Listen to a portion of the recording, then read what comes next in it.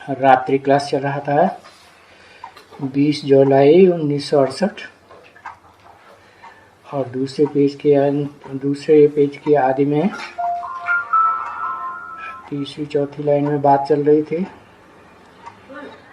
दिव्य गुण धारण करने की। बहुत मेहनत करनी पड़ती है बच्चों को। कितना देह भान आ जाता है। तो है सिर्फ देही अभिमानी भव, आत्माभिमानी भव।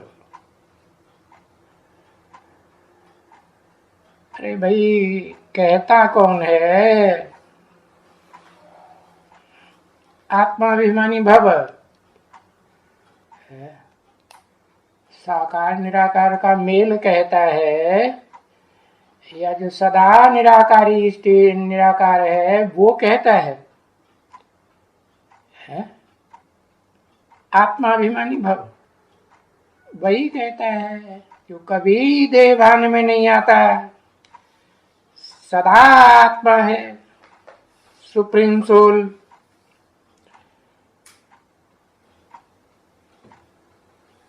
तो बाप कहते हैं तो दो बाप। कौन बाप कहते हैं?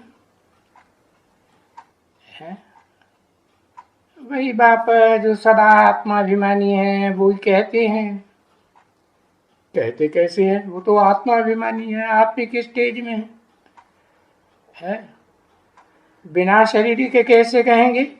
शरीर में ही मुख होता है। तो बस समझ लेना चाहिए कि वो जो सदा निराकार है, सदा शिव है, वो बाप जब तक मनुष्य सृष्टि के बाप में ना आवे, जो आत्माभिमानी भी बनता है इस सृष्टि में सबसे पहले, और सबसे पहले देह अभिमानी भी बनता है। एक्सट्रीम में नहीं जाता है। तो बस उसमें प्रवेश करके वो सुप्रीम सोल बाप जो सदा आत्माभिमानी है वो बाप कहते हैं। तो बाप से ही ये वर्षा लेना है। कौन सा वर्षा लेना है? ये माने कौन सा वर्षा है? एक अक्षर में बताओ।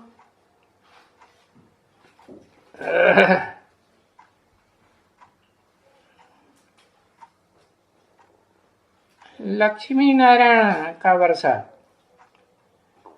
अच्छा, हाँ तो दो हैं लक्ष्मी, हाँ ज्ञान का वर्षा। ये वर्षा माने ज्ञान देने वाला कौन है? जो देह अभिमानी बनता है या जो आत्मा अभिमानी सदा रहता है, वो है ज्ञान का वर्षा देने वाला। तो ये वर्षा लेना है। ज्ञान का वर्षा लेना है। और ज्ञान किससे आता है? दोनों बेहद के बाप से आता है कि एक से आता है? हाँ, किससे आता है? एक से आता है। अच्छा, वो एक कैसे ज्ञान देगा? तो फिर दो हो गए ना, एक ही है। क्यों? वो जब एक है, जो अविनाशी है आत्मा, वो जब तक प्रवेश न करे तब तक कोई युक्ति बता सकेगा ज्ञान की? तो तुम्हारा कारगर है कि बेकार है?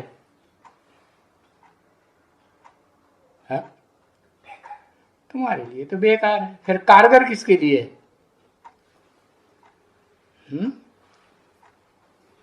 कारगर उसके लिए है जो इस सृष्टि रूपी रंगमंच पर आखिरी जा करके बुद्धिमानों की बुद्धि सुप्रीम सोल बाप सदाशिव से ज्ञान का वर्षा लेता है। वो एक ही है जो ज्ञान का वर्षा पूरा लेता है। तो कब लेगा? देहभान में रहेगा, अपन को देह समझेगा तो वर्षा लेगा, देह अहंकार में रहेगा, है? कौन से अहंकार में? देह गंध कर पैदा करने वाली है कि आत्मा गंध पैदा करने वाली है? हाँ, तो जो देह अभिमानी वो तो वर्षा ले नहीं सकता। तो बताया पहले आत्माभिमानी बनना पड़े, फिर परमात्माभिमानी, फिर उससे भी ऊपर परम पिता की याद आएगी। बाप को याद करेंगे। कौन से बाप को याद करेंगे? करेंगे माना बहुत की बात है कि एक की बात है? हाँ, ये नहीं कहा बाप को याद करेगा, करेंगे माना तुम बच्चे बहुत है ना, तो बाप को याद करेंगे। तो कौन से बाप को याद करेंगे? एक बेहद के बाप को कि दोनों को याद करेंगे? एक को याद करेंगे। बिंदी को याद करेंगे कि देहाभिमानी बाप को याद करेंगे? हाँ, दोनों को याद करेंगे। दोनों का कॉम्बिनेशन चाहिए। आत्मा जो सदा आत्मा है और जो सदा आत्मा नहीं रहता है, प्रबुद्ध बन के नहीं रहता है। क्योंकि आत्मा जो एक्सट्रीम आत्मा है, सदा आत्मा की स्थिति में रहने वाली, वो तो बुद्धिमानों की बुद्धि है? जो मनुष्य सृष्टि का बाप है उसे बुद्धिमानों की बुद्धि कहेंगे? नहीं कहेंगे। तो जिन बच्चों से बोला कि उस बाप को याद करेंगे जिसमें साकार और निराकार दोनों का कॉम्बिनेशन होता है। कब होता है? और किसी युग में नहीं होता है। वो तो सिर्फ कलयुग के अंत होना होता है और सतयुग का आदि होना होता है, उसी सेकंड में होता है। तो कब होता है?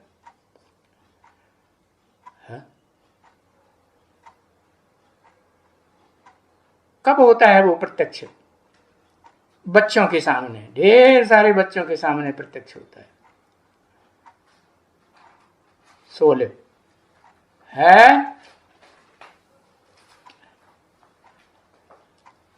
कब प्रत्यक्ष होता है? वो सेकंड कब आता है? जब वो निराकार बाप पहले गुप्त पार्ट बजाता है, जैसे आत्मा पहले गर्भ में गुप्त पार्ट बजाती है। 1977 में प्रत्यक्ष होता है। अच्छा, सबको पता लग जाता है कि ये साकारी और ये निराकारी है? अच्छा, कुछ बच्चों को पता लगता है? सबको तो तभी पता लगेगा, तभी पक्का निश्चय बैठेगा जब कोई भी बिल्कुल अनिश्चय बुद्धि न बने। नहीं तो होता क्या है, आदि से लेकर के अंत तक निश्चय अनिश्चय, निश्चय अनिश्चय, जन्म मरण का चक्र चलता ही रहता है। सबको चलता रहता है कि कोई ऐसा भी है जिसको पहले निश्चय निश्चय जन्म मरण का चक्र खलास हो जाता है। तो वो एक ही है जो मनुष्य सृष्टि का बाप है। तो पूछा कौन से बाप को याद करेंगे? हैं? तुम जो ढेर के ढेर बच्चे हैं, आत्मा रूपी बच्चे, क्योंकि बाप तो सुप्रीम सोल तो आत्माओं को ही देखते हैं ना, तो तुम उस बाप को याद करेंगे जो साकार निराकार का मेल है। माना दो ही आत्माएं हैं इस षष्ठ रूपी वृक्ष में। एक है सदा निराकार और एक सदा निराकार नहीं है, आखिरी कुछ न कुछ है, संपूर्ण भोगी बन जाती है? भोगी बनती है कि नहीं? तो एक हुई भोक्ता एवरलास्टिंग और एक हुई एवरलास्टिंग अभोक्ता। तो तुम बच्चों को उस एक बाप को याद करना है। उसको याद करेंगे तभी तो ये कचरा निकलेगा।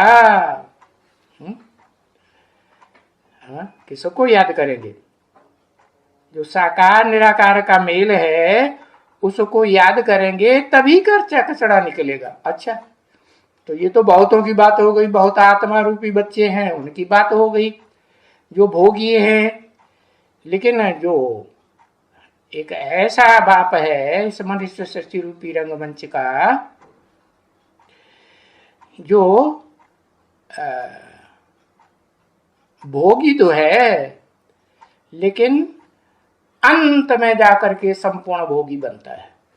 इस सृष्टि रूपी रंगमंच का कलयुग का जब आदि होता है, आखिरी युग कौन सा है? कलयुग। तो कलयुग का जब आदि होता है तो हर युग में भी चार अवस्थाएं, क्योंकि सारी सृष्टि में हर चीज में चार अवस्थाएं ही तो है। तो कलयुग का जब आदि होता है तो सात्विक कलयुग जब होता है तो उसमें वो स्टेज नहीं आती है गिरने की, और जैसे ही राजसी स्टेज आती है, रजोगुण उत्पन्न होता है, ऐसे ही वो पतित बन पड़ता है। कौन सी आत्मा हो सकती है? वही एक आत्मा होती है जो राजयोग से विश्व के ऊपर विजय प्राप्त करती है। क्या नाम है उसका? नाम बताओ शरीर का। बाप तो ढेर है, लौकिक में भी है, अलौकिक में भी है, पारलौकिक में भी है। लिख के बताओ, एक अक्षर है इसे सुनाई नहीं पड़ता। कौन है प्रजापिता? तो दुनिया जानती ही नहीं। दुनिया तो शास्त्रों का नाम जानती है प्रजापति। शास्त्रों में कहीं प्रजापिता लिखा है? नहीं लिखा है। हाँ, वो भी मुसलमानों के शास्त्रों में है, आदम, पहला आदमी। हिस्ट्री की बात बताओ, ऐसे देहधारी व्यक्ति की बात। हाँ, शिव बाबा। शिव बाबा तो ये जब ब्राह्मण बनते हैं ब्रह्मा की औलाद, तब बुद्धि में आता है शिव बाबा। पृथ्वीराज, वो भारत है जिसका नाम भारत है। भा माने ज्ञान की रोशनी, रत माने लगा रहने वाला।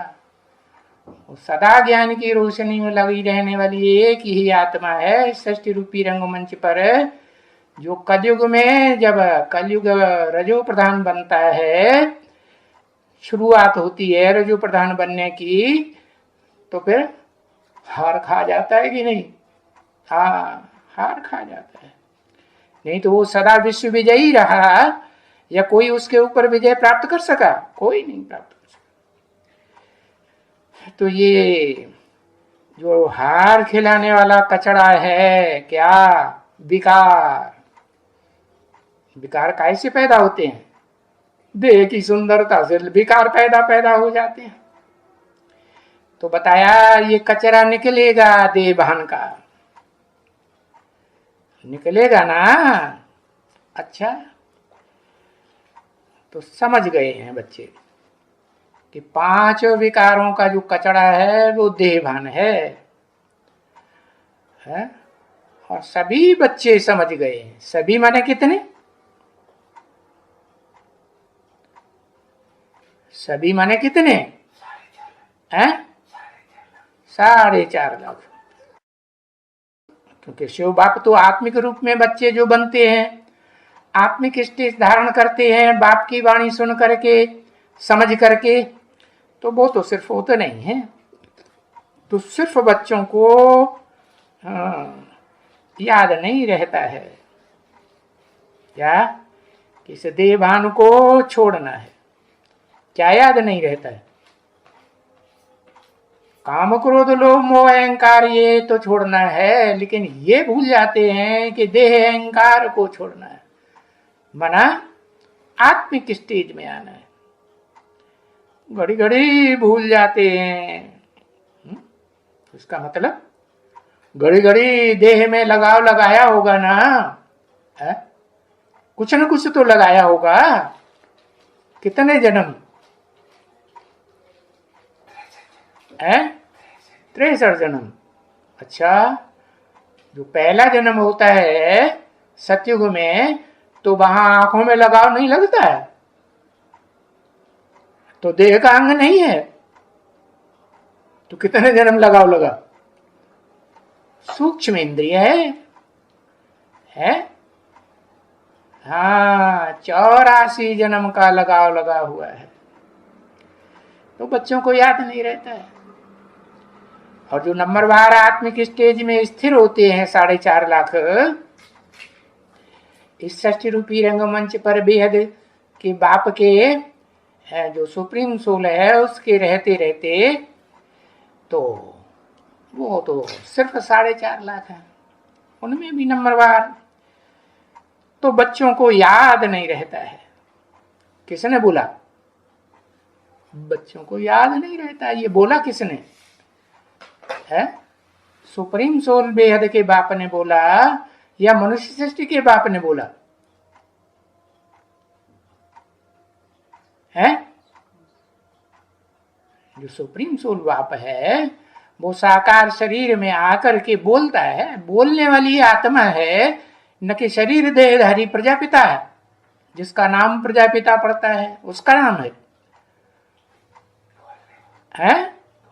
हाँ, तो प्रजापिता शब्द तो शास्त्रों में ही नहीं आया। वो जानते ही नहीं है कि पहले पिता होता है, बाद में पति बनता है। तो घड़ी घड़ी बच्चे भूल जाते हैं। तभी बाप कहते हैं क्या कि ये जो दुनिया है ये भूल भुलैया का खेल है? भूल भुलैया की यादगार कहाँ है? पता है? नहीं पता है? अरे बताओ, जिसको पता है सो ले बताओ।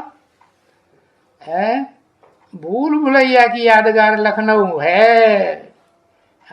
लखनऊ, लख माने देखना और नऊ माने नई, जो नई नया नया नया देखने में आता है। तो तुम बच्चों को नया नया कौन देखने में आता है? पहले बाप देखने में आता है कि अम्मा देखने में आती है? आखिरी में कहां बुद्धि चिपक जाती है तुम ढेर के ढेर बच्चों की?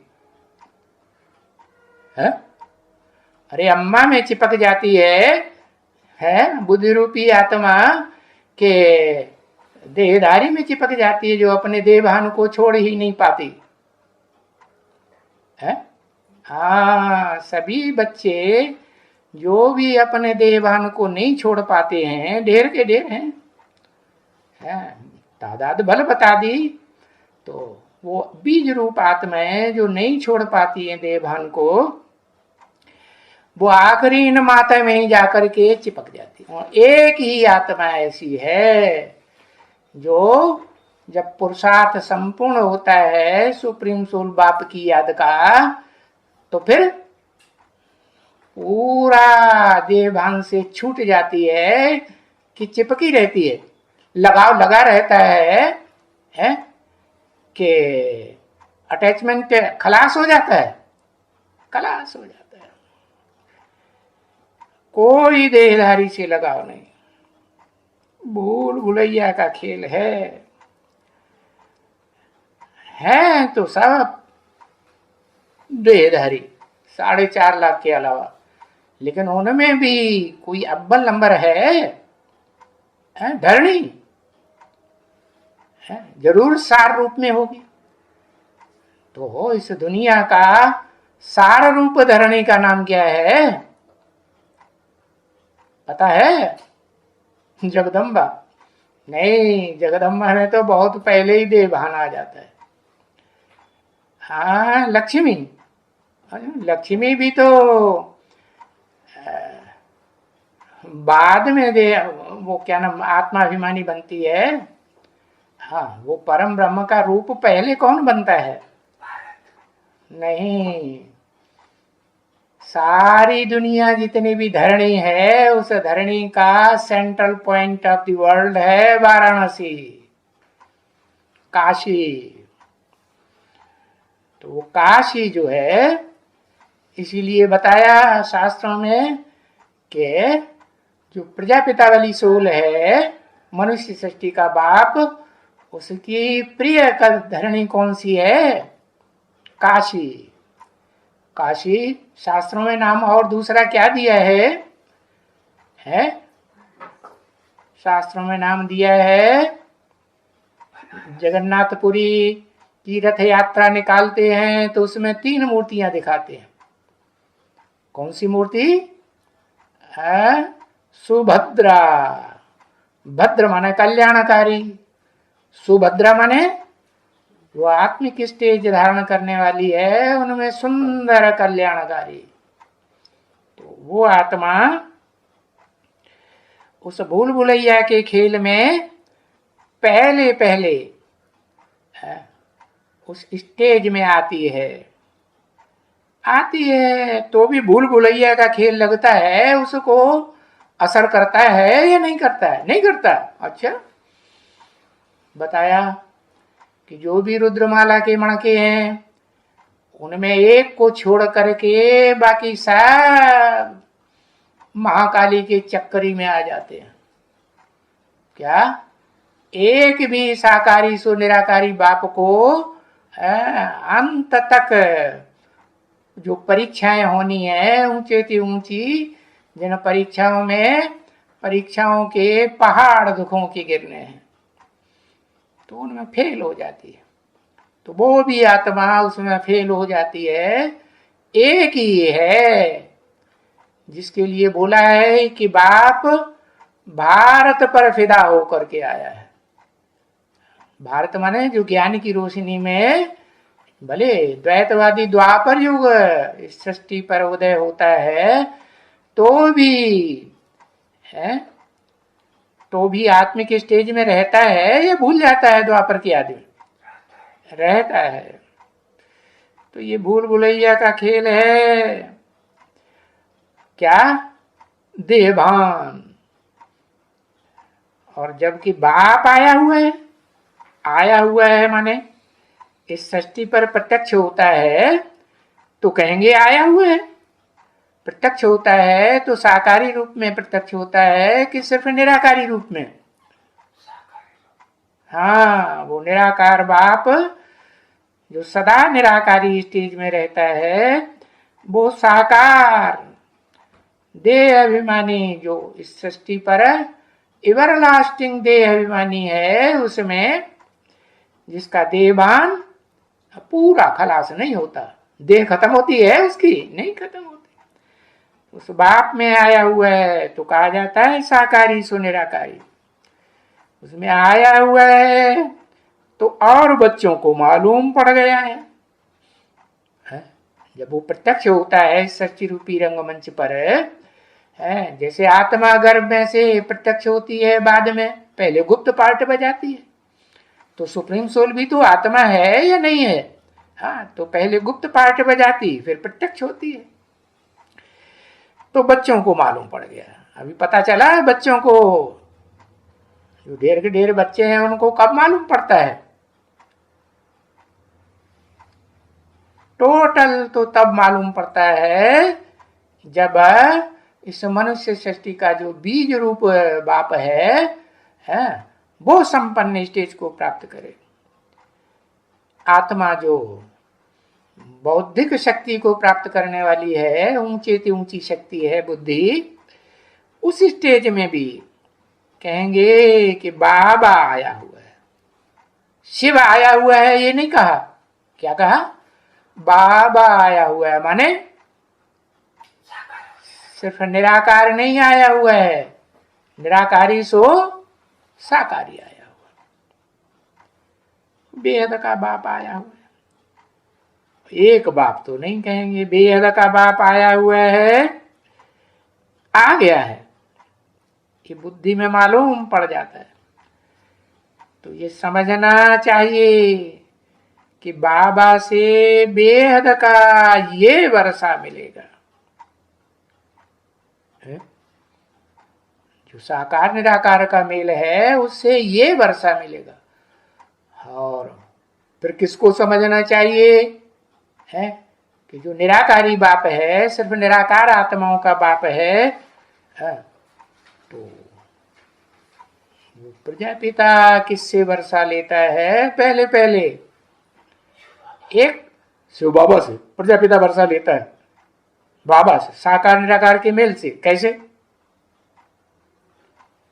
हाँ, वो निराकार बाप जो सदा निराकार है, वो उसके साकारी शरीर में पहले पहले इस षष्ठी रूपी रंगमंच पर मनुष्य षष्ठी में पहले पहला जो मनुष्य आदम है उसमें प्रवेश करता है। लेकिन प्रवेश करता है तो पता चलता है? नहीं पता चलता। पता तो तब चलेगा जब साकार निराकार का मेल होगा। सारी सृष्टि को पता चलेगा, लेकिन जो मनुष्य सृष्टि का बाप है उसको पता चलता है? चलता है। हाँ, 1936 में उसे पता चला कि मेरे अंदर सुप्रीम सोल ने प्रवेश किया है? नहीं पता चला। कब पता चलता है? तब पता चलता है जो लिंग रूप में नहीं जन्म लेते हैं। क्या लिंग है? वो पुरुष की यादगार है। तो स्त्री चोले में जो जन्म लेने वाली आत्माएं हैं, उन स्त्री चोले में जन्म लेने वाली आत्माओं के संगठित रूप जब चतुर्मुखी ब्रह्मा की प्रत्यक्षता होती है षष्ठी रूपी रंगमंच पर, कब होती है? 1976 में। चारों मुखों जब संगठित हो जाते हैं तो उनमें कोई पहले संगठित होते होंगे ना? है?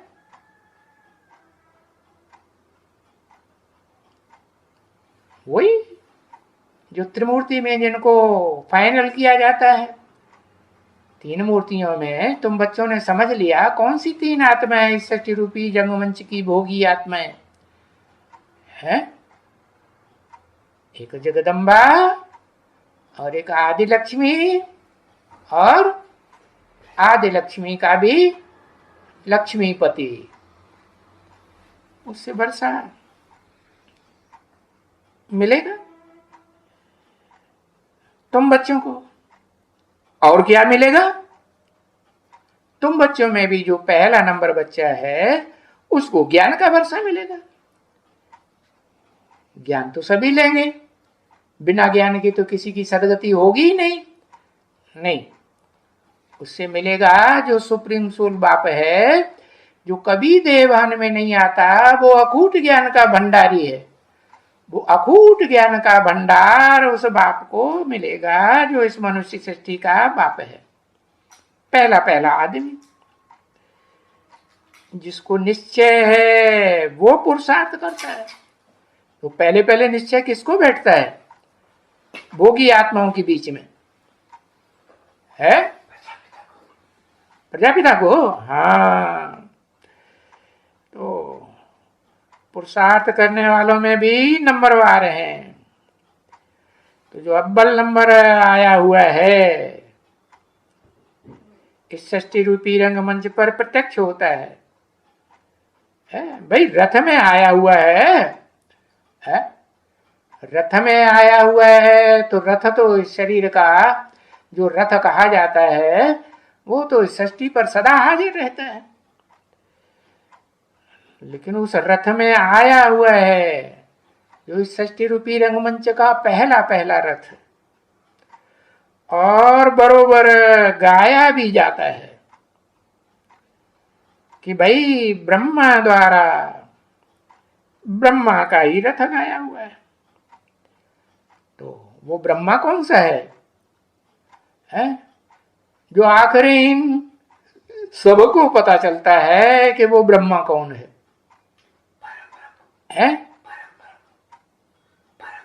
परम ब्रह्म। क्योंकि जो चार मुखों को संगठित करने वाला है वो तो फिर भी अधूरा है। लेकिन जो पंचमुखी ब्रह्मा है, पंचानन कहा जाता है, वो अम्मा भी है तो बप्पा भी है। मनुष्य सृष्टि का बाप है या नहीं है? शांति।